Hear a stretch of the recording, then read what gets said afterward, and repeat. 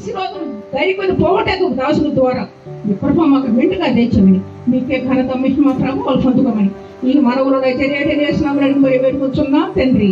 ఆమేన్ amen ఆమేన్.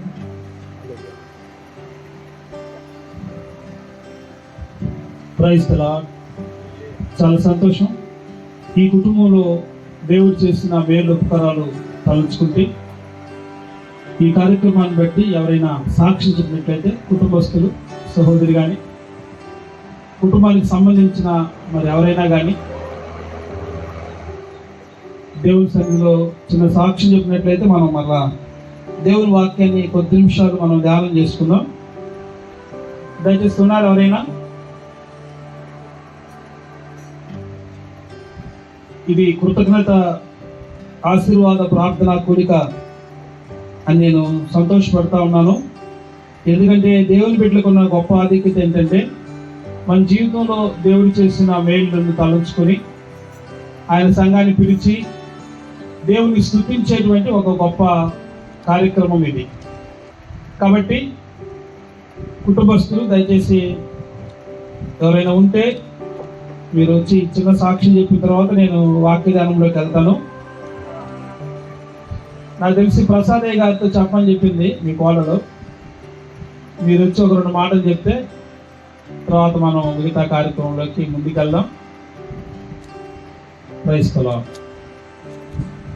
ఈ లోపల ఒక చిన్న కోరస్ అన్న పాడదామా? రండి చెప్పు. పాడవాడను మీరు చెప్తే తర్వాత మనం వాడుకుంటాం.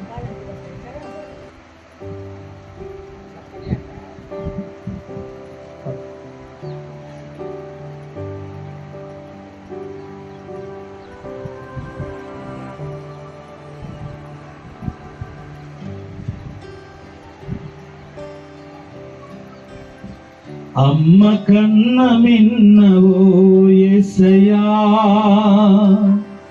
నాన్న కన్న మిన్నవో యేసయ్యా. అమ్మ కన్న మిన్నవో యేసయ్యా, నాన్న కన్న మిన్నవో యేసయ్యా.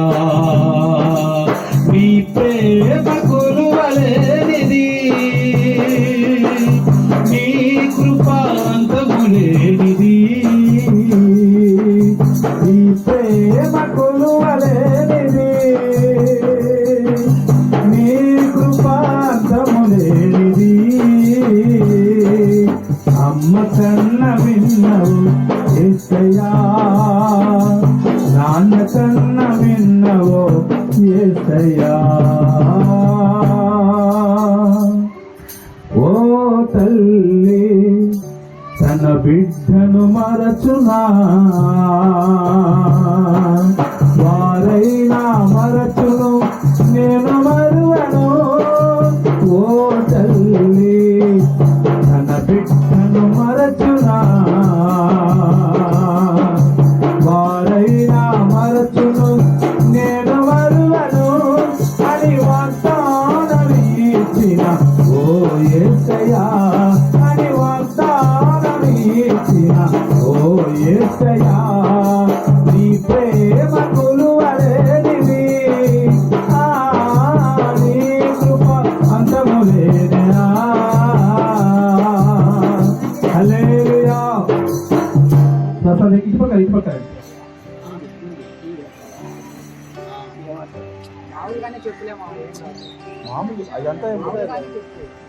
Praise the lord.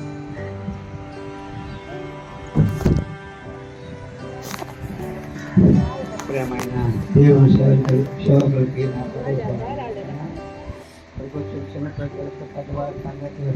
హృదయపూర్వకంగా వందనాలు చెల్లిస్తున్నాను. ఇక్కడ ఆదాం కుమారుడు, చిన్న కుమారుడు, ఆయనకి కుమార్తె, ఒక కుమారుడు. ఈ కుమార్తెకి ఇప్పుడు ఈ దినము పూర్ణులు ఏర్పాటు చేసుకున్నాడు.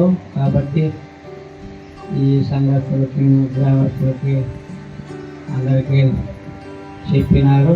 ఇప్పుడు సంఘస్థులు ఎంతమంది ఇస్తున్నారో నాకైతే తెలియదు. బిడ్డ మీద తీసుకొచ్చారు. అయితే ఇచ్చి ఉండగా నా ప్రభావం వాళ్ళందరినీ మీరు దీవించి ఆశీర్వదించాలని మీ దైవదాసుడు కొన్ని పూర్వ మాట్లాడి చెప్పాలన్నారు. చెప్తాం. హల్లెలూయా. ఇది ఒక ప్రత్యేకమైన కార్యక్రమం. ఇది దేవుడు చేసిన మేలు. చెప్పండి, దేవుడు చేసిన మేలు. పాట ఉంది కదా, మేలులు మేలులు మర్చిపోలేనయ్యా పాట పాడతాం, కానీ చాలా మంది మర్చిపోతారు. చాలా మంది మేలులు మర్చిపోతారు. అయితే ఈ యొక్క ప్రత్యేకమైన కార్యక్రమానికి మరి దేవుడు చేసిన మేలు, ఒక చక్కటి బాబా మంచి కుమారుని ఇచ్చాడు.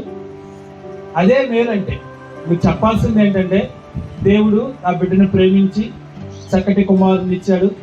మీకు తెలుసో లేదో, ఎన్నో ఫెర్టిలిటీ సెంటర్స్ ఉన్నాయి.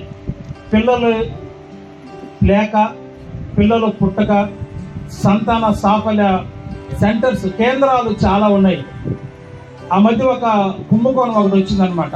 మీకు బిడ్డల్ని ఇస్తాము, బిడ్డలను పుట్టిస్తాము అని ఒక పెద్ద హాస్పిటల్ వేరే దగ్గర ఉన్నటువంటి బిడ్డల్ని ఇచ్చి అట్లా ఏదో మొత్తానికి కొంత గ్యాంబ్లింగ్ చేశారనమాట. అది నిజంగా జరగలేదు. కాబట్టి ఇలాంటి పరిస్థితుల మధ్యలో దేవుడు ఒక బిడ్డని తీసుకొని వచ్చాడు. మీ అందరికీ తెలుసో లేదో, మా అల్లూరు పట్టణం మగపిల్లలు పుట్టిస్తామని ఒక ఇది ఉంది. మా ఇంటి ముందరే, మా ఇంటి వీటి పక్కన జరుగుతూ ఉంది. కానీ మనం దేవుడిని స్తుతించాల్సింది ఎందుకంటే, దేవుడు మనల్ని ప్రేమించి ఈ బిడ్డకి ఒక చక్కటి కుమారుని ఇచ్చాడు చెల్లి నీకు. అందుని బట్టి నువ్వు ప్రభుకి స్తోత్రాలు చెల్లించాలి, మీ కుటుంబంలో నువ్వు నీ భర్త. దేవుని వాక్యాన్ని నేను కొద్ది నిమిషాలు మాట్లాడి చాలా తక్కువ సమయంలో ముగిస్తాను, మిమ్మల్ని ఇబ్బంది లేకుండా. ఒకసారి కీర్తన గ్రంథం 127వ కీర్తన 3వ వచనం నుంచి 5వ వచనం వరకు మనం చదువుకుందాం. Let us read the book of Psalms 127 and 3rd verse, 4th verse and 5th verse. ఎవరైనా చదవగలరా సహోదరులు? 127వ కీర్తన. కుమారులు యెహోవా అనుగ్రహించు స్వాస్థ్యము, గర్భఫలము ఆయన ఇస్తున్న బహుమానమే. చూడండి, ప్రార్థన చేసుకుందాం దయచేసి. పరిశుద్ధుడైన మా తండ్రి, మీ పాదములకు వందనాలు స్తోత్రాలు చెల్లిస్తున్నాం. గడిచిన కాలం అంతా మీ ప్రేమ చేత మమ్మల్ని కాపాడుతూ వచ్చారు. ప్రత్యేకంగా ఆదావన్న కుటుంబంలో చేరి వారి బిడ్డలకు ఇచ్చినటువంటి సంతానాన్ని స్తుతించడానికి మీరు ఇచ్చిన అవకాశాన్ని బట్టి స్తోత్రాలు. మమ్మల్ని చేర్చుకున్నవాడు మిమ్మల్ని చేర్చుకుంటారని మీరు చెప్పారు ప్రభువా. నన్ను చేర్చుకున్నవాడు నిన్ను చేర్చుకున్నవాడు నా తండ్రిని చేర్చుకుంటాడని చెప్పారు. అందుని బట్టి స్తోత్రాలు. నీ బిడ్డలను జ్ఞాపకం చేసుకుని ప్రేమించి ఇచ్చిన కుమారుని బట్టి స్తోత్రాలు. సహోదరుని బట్టి, ఆ సహోదరుని బట్టి కూడా వందనాలు చెల్లిస్తున్నాం. ఈ బిడ్డ రాబోయే దినాల్లో ఆశీర్వాదమైన పాత్రగా వాడబడ్డానికి సహాయం చేయండి ప్రభువా. యోహాను పుట్టినప్పుడు, అతడు పుట్టినందువలన అనేక మంది సంతోషిస్తారని చెప్పారు తండ్రి. తల్లిదండ్రులు సంతోషిస్తారు, బంధువులు సంతోషిస్తారు, అందరూ సంతోషిస్తారని చెప్పారు ప్రభువా. ఈ బిడ్డ పుట్టుక ద్వారా నాయన ఈ గ్రామానికి, తల్లిదండ్రులకి, నాయన నీకు, సంఘానికి, సమాజానికి మేలు కలిగే కృప అనుగ్రహించమని ప్రార్థిస్తున్నాను తండ్రి. ప్రతి విధమైన ఆటంకాలు యేసు నామములో తొలగిపోవును గాక తండ్రి. మీరే సహాయం చేసి ఆశీర్వదించమని యేసయ్య నామములో ప్రార్థించి వేడుకొంచున్నాము తండ్రి. ఆమేన్. ఈరోజు ప్రత్యేకమైనటువంటి కొన్ని మాటలు మీతో చెప్పి నేను ముగిస్తాను. కుమారులు చదువుతారయ్యా ఒకసారి. కుమారులు మీరు చాలా జాగ్రత్తగా వినాలి. కుమారులు దేవుడు అనుగ్రహించే స్వాస్థ్యం. కుమారులు అని అక్కడ రాస్తుంది, కానీ ఇంగ్లీష్లో చిల్డ్రన్ అని ఉంటుంది. ఒకవేళ ఆడబిడ్డ అయినా మగబిడ్డ అయినా దేవుడు ఇస్తున్నటువంటి స్వాస్థ్యాలు వాళ్ళు, దేవుడు ఇస్తున్నటువంటి వారసత్వం వాళ్ళు. మీకు తెలుసో లేదో, నేను ఇప్పుడు బైబిల్ రకరకాల కాడ వర్షన్స్ ఉంటాయి. వాటిల్లో చూసినప్పుడు ఏముందంటే, ఇశ్రాయేలీయుల చరిత్రలో అంట పిల్లలు ఒకవేళ లేకపోతే, ఆ తల్లిదండ్రులకు ఒకవేళ పిల్లలు కానీ లేకపోతే, వాళ్ళ పొలాలు, వాళ్ళ స్థలాలు, వాళ్ళ భూమి, వాళ్ళ పంట మిగతా వాళ్ళు తీసుకుంటారంట. కాబట్టి అక్కడ ఉన్నటువంటి పరిస్థితిని బట్టి ఇప్పుడు అలా కలిగే మారింది. మీకు తెలుసో లేదో, స్వాతంత్ర దినోత్సవం జరుపుకుంటున్నాం మనం. అంతకుముందు స్వాతంత్రం కోసం చాలామంది పోరాడారు. చాలామంది పోరాడుతూ వచ్చిన వాళ్ళలో ఒక ఆమె లేడీ ఉంటుంది. ఆమె గుర్రం వేసుకొని పిల్లోడిని సంకలో బండేసుకొని యుద్ధానికి వెళ్తూ ఉంటుంది. ఆ పేరు ఝాన్సీ లక్ష్మీబాయి. ఆమె ఎందుకు యుద్ధం చేసిందంటే, నాకు తెలిసిన చరిత్ర ప్రకారం, నేను చదువుకున్న దాని ప్రకారం, ఆ రోజుల్లో బ్రిటిష్ వాళ్ళు ఒక రూల్ పెట్టారు. ఏ రాజ్యంలో ఉన్నటువంటి రాజుకి రాణికి పిల్లలు కానీ లేకపోతే, సంతానం కానీ లేకపోతే వాళ్ళ యొక్క సామ్రాజ్యం బ్రిటిష్ ఇండియాలో కలిసిపోద్ది, ఈస్ట్ ఇండియాలో కలిసిపోద్ది, బ్రిటిష్ వారు పరిపాలిస్తున్న ఈస్ట్ ఇండియా కంపెనీలో కలిసిపోద్ది అని ఓ ప్రకటన చేశారనమాట. అందుకని ఆమె ఏం చేసిందంటే, ఒక పిల్లోని దత్తత తెచ్చుకునింది. దత్తత తెచ్చుకుంటే ఓకే అన్నారు కొన్ని రోజుల దాకా. ఆ తర్వాత అన్నారు, దత్తత తెచ్చిన పిల్లలు చల్లరు, సొంతంగా పుడితేనే ఈ రాజ్యానికి వారసులు అవుతారు. ఒకవేళ ఏ రాజుకైనా, సామంత రాజులకి పిల్లలు కానీ లేకపోతే యొక్క ఆస్తి ఈస్ట్ ఇండియా కంపెనీలో కలిసిపోద్ది, బ్రిటిష్ వాళ్ళు కలిసిపోద్ది అన్నారు. అప్పుడు ఏం చేసిందంటే, నా ఆస్తి కావాలి, నాకు నా సామ్రాజ్యం నాకు కావాలని స్వాతంత్ర దినోత్సవం దాంట్లో భాగంగా ఇవి పోరాటం చేసింది. నాకు తెలిసిన చరిత్ర అది, నిజమైన చరిత్ర కూడా అదే. అంటే ఏంటంటే, ఇక్కడ ఇశ్రాయేల్ చరిత్రలో కూడా ఏముందంటే, పిల్లలు లేకపోతే వాళ్ళ ఆస్తులు మిగతా వాళ్ళకు వస్తాయని. కానీ అందుకోసం కాదు, దేవుని యొక్క వాక్యంలో చూస్తే కుమారులు యెహోవా అనుగ్రహించే స్వాస్థ్యం. దేవుడు బిడ్డలనిచ్చాడు, అందులో మగబిడ్డనిచ్చినాడు. నాకు మగబిడ్డలకి ఆడపిల్లలకి తేడా ఏం లేదు, అందరూ ఒకటే. దేవుడు ఎవరిచ్చినా కూడా మన స్వాస్థ్యమే. వారు మన తర్వాత మన ఆస్తి వాళ్ళే, మన ప్రతిరూపాలు వాళ్ళే, మనల్ని నిలబెట్టేది వాళ్ళే. కాబట్టి దేవుడిచ్చినటువంటి ఈ బహుమానం కింద చదవండి. తర్వాత బిడ్డలు గర్భఫలం ఆయన ఇచ్చే బహుమానం. మీరేనండి బహుమానాలు వీళ్ళంతా. ఇక్కడ చాలా మంది యవనస్తులు ఉన్నారు. నేను మీకు తెలుసా, ఈ చర్చికి రావడానికి గల కారణం మీరే, యవనస్తులే. ఎందుకంటే మీరు ఆశీర్వదించబడితే గ్రామం దీవించబడుతుంది. అనేక మంది యవనస్తులు ఉన్నారు. వీళ్ళు ప్రభు కొరకు ప్రకాశించగలిగితే ఈ గ్రామం ప్రకాశిస్తుంది, ఈ దేశానికి ఉపయోగకరంగా ఉంటారని. కాబట్టి దేవుడు కుమారుని ఇచ్చారు. దేవుడు ఇచ్చిన బిడ్డలు, ఒక సిస్టర్స్ అయినా బ్రదర్స్, అంటే చిన్నపిల్లలు, ఆడపిల్లలైనా మగపిల్లలైనా, వాళ్ళు దేవుడు ఇచ్చేటువంటి బహుమానాలు. వాళ్ళు చెప్పండి ఎవరంట? బహుమానం. ఎవరికైనా మీకు బహుమానం ఇస్తే ఆడ పెడతారు, తీసుకోబోయి జాగ్రత్తగా బీరువాలో పెట్టుకుంటారు, లేదంటే జాగ్రత్తగా పెట్టుకుంటారు. చెల్లి, నీకు బహుమానం ఇచ్చాడు దేవుడు, ఆయన నువ్వు చాలా జాగ్రత్తగా చూసుకోవాలి, వాడిని జాగ్రత్తగా పెంచాలి, వాడు అన్నీ నేర్పించాలి, ప్రభు గురించి చెప్పాలి, దేవుడు ఏం చేస్తాడో చెప్పాలి, దేవుని యొక్క ఆశీర్వాదం ఎంతో చెప్పాలి. వాడు పెద్దవాడైనప్పుడు నీకు ఆశీర్వాదకరంగాను సమాజానికి దీవెనకరంగా ఉంటాడు. హల్లెలూయా. కాబట్టి ప్రియమైన దేవుని బిడ్డలారా, దేవుడు ఇస్తున్నటువంటి స్వాస్థ్యం చూడండి. చాలా హాస్పిటల్ సెంటర్లు చూశాను. ఎన్నో హాస్పిటల్లో పిల్లలు లేని వాళ్ళు ఉన్నారు. మేము అందమని చెప్తున్నాం, సార్ మాకు ప్రార్థన చేయండి సార్, పెళ్ళి అయింది 10 సంవత్సరాలు అయింది, 15 సంవత్సరాలు అయింది, పిల్లలు లేరు అనే వాళ్ళు చాలా మంది ఉన్నారు. కొన్నిసార్లు దేవుడు మనం అడగకుండా కూడా ఆయన ఇస్తూ ఉంటాడు. హల్లెలూయా. అడగకుండా కూడా ఆశీర్వాదం ఇస్తూ ఉంటాడు. అది దేవుని ప్రేమ. మనం ఎవరిని అడగలేం. ప్రార్థన చేస్తే ఇచ్చాడా, ప్రార్థన చేయకపోతే ఇచ్చాడా, కష్టపడితే ఇచ్చాడని కాదు.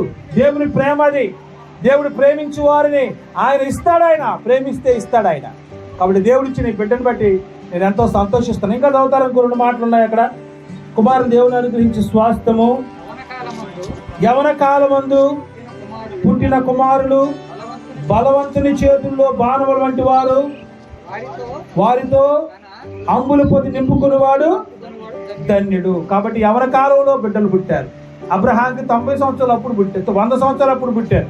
మరి 100 సంవత్సరాలు అప్పుడు పుట్టితే ఏం చేయాలా? అంత సంతోషం ఉండదు. యవన కాలంలో పుట్టిన కుమారుల్ని వాళ్ళు యవనస్తులుగా ఉన్నప్పుడు వాళ్ళు పెంచినప్పుడు మనం దేవుని కొరకు వాళ్ళని వాడబడతారు, దేవుని కొరకు ఆశీర్వాదకరంగా వాడబడతారు. కాబట్టి దేవుడిచ్చిన ఈ ఆశీర్వాదాన్ని బట్టి, దేవుడిచ్చిన బిడ్డలను బట్టి నేనైతే ఎంతో సంతోషిస్తున్నా. మొదటి వాక్యం ఉంటుంది చూడండి, యెహోవా ఇల్లు కట్టించిన ఇళ్ళ కట్టువాని ప్రయాస.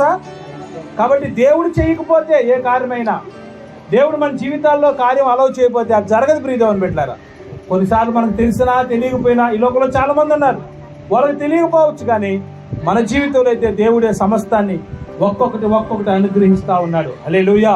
కాబట్టి ఈ కుటుంబంలో ఆయన చేసిన మేలుని బట్టి నేను ఎంతో స్తుతిస్తున్నా. ఆ బిడ్డ కూడా యోహోనులాగా, బాప్తిసం ఇచ్చే యోహోనులాగా అతడు పుట్టినందువలన అనేకులు సంతోషిస్తారని వాక్యం ఉంది. దేవుడు నాతో ఆ మాట చెప్తున్నాడు. ఈ బిడ్డ పుట్టిన దానివల్ల ఇలా తల్లిదండ్రులు సంతోషించాలి, ఇలా తాతలు సంతోషించాలి, ఈ గ్రామస్తులు సంతోషించాలి, ఇరు కుటుంబాలు వాళ్ళు సంతోషముగా ఆశీర్వాదకరంగా మార్చబడుదురు గాక. దేవుడు దీవించును గాక, దేవుడు ఆశీర్వదించును గాక. ప్రార్థన చేద్దాం. మన మధ్యలో మనం ఏనన్నా ఈ బిడ్డ కొరకు చెప్పిన వాక్యం కొరకు ప్రార్థిస్తాను.